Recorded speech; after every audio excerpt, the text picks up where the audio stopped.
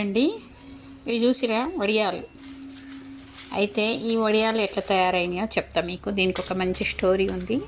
నేను యూట్యూబ్లో ఒక ఆమె సగ్గుబియ్యం ఒక కప్పు నానబెట్టి దాన్ని మిక్సీ పట్టి అందులోనే గోధుమ పిండి కూడా ఒక కప్పు వేసి మిక్సీ పట్టి దోశలు వేసింది.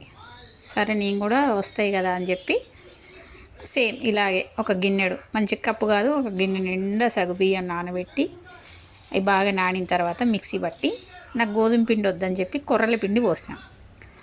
కొర్రలు ఆల్రెడీ మొన్న కడిగి ఎండబెట్టి పిండి పట్టింది ఉన్నాయి, అవి వేసాను అనమాట. సరే దోశలు బాగుంటాయి కదా అని.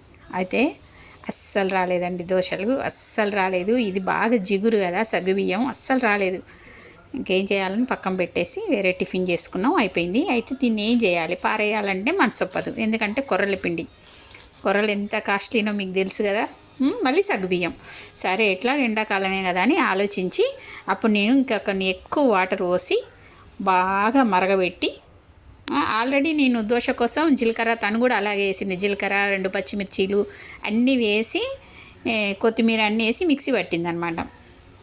నేను కూడా అన్నీ వేసిన పిండి అది, ఇంకా మళ్ళీ ఏం వేయాల్సిన అవసరం లేదు.